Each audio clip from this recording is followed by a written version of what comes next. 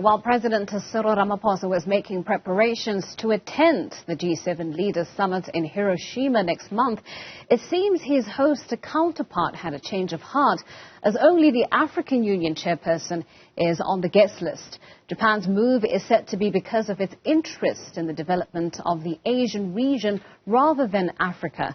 Ramaphosa has attended all G7 summits since becoming president in 2018. So what do we make of this development, and what does this say about South Africa's and Japan's relations, if anything at all?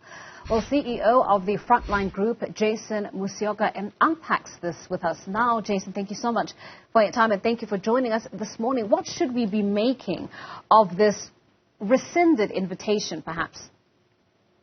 Right. So thanks so much, Antokoza. So there are a number of speculations, of course, given that the information we are receiving, whether from the presidency or elsewhere, it really is very masked, and it's difficult to decipher the details. But there are a number of very interesting geopolitics that we need to pay attention to.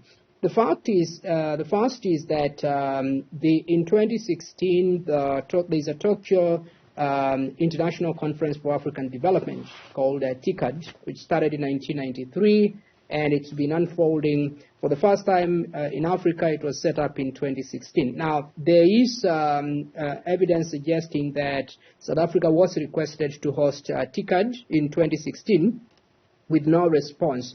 It ended up in Nairobi, Kenya. And last year, the TICAD iteration, TICAD 8, South Africa sent a low-key delegation where Naledi Pandor went to Tunisia, and the president himself did not make it. So I think these are two possibilities that Japan sees that South Africa is not really serious around cooperation with Japan. With South Africa and Japan's relations are not necessarily, as far as economic cooperation is concerned, not very robust. But there are two others, and of course, that are probably, to me, more, it seems to me that they are more plausible. And the one is the Russia-Ukraine conflict.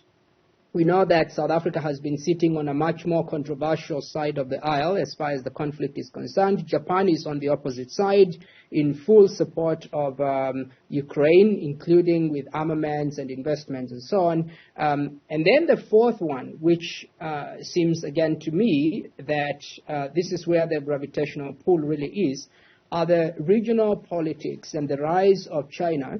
And South Africa is really caught in a proxy conflict an economic conflict between Japan and China. And because South Africa is much more aligned to China, there is a sense that there is no need to cooperate with South Africa economically. Yeah. Some of the analysis that has come out so far, Jason, is pointing towards how strategically it would in fact make sense for Japan to invite the chairperson of the African Union versus an individual sovereign state, especially if the idea is to engage in talks where Africa as a whole, the continent's interests, are on the table and up for discussion. Is that something that you would agree with? Not entirely, partly because, remember, South Africa has been on the G7 platforms and all the meetings, and it's interesting to us that South Africa's snub came as a surprise even to the president himself. Naledi Pandor is on record suggesting that they are not quite sure what happened. So if there was really a legitimate reason, there's a due process you follow and you engage, particularly South Africa, which is the dominant, most modernized economy in the region, referred to as the gateway. And it's difficult to negotiate with the region because ultimately you must deal with the nation states. And if you are going to deal with the African Union, you have to deal with the large powers, economic powers in the continent. Nigeria first, Egypt, of course, South Africa, Kenya, Ethiopia now.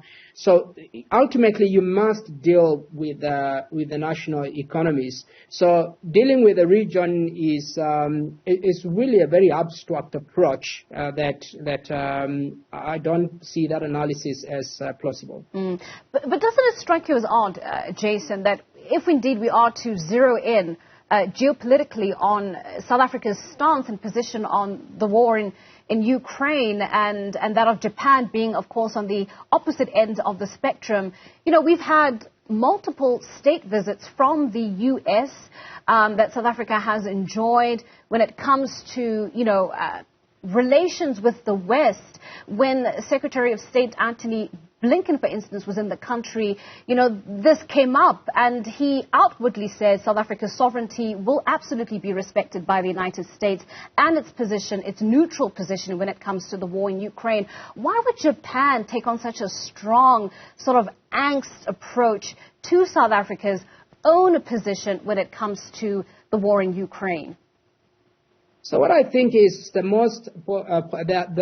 strongest possibility is the fact that, as I said earlier, if you look at the relations between Japan and China, they are not as muted as most of the other players with China. There are some cases where, regions such as Europe or even some other Asian regions that in a much more diplomatic way try to push back against China. Japan has been extremely vocal because geographically speaking, it is in a very dangerous territory as far as Chinese expansion is concerned.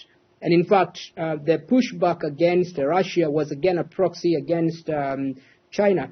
The late Prime Minister Shinzo Abe, he suggested to the Western powers that they needed to go slow on Russia because he saw the possibility of, if Russia is pushed too fast and too strong, they will end up aligning with China, and that is bad for Japan as far as trade is concerned, as far as even military stability, conflicts within the region is concerned.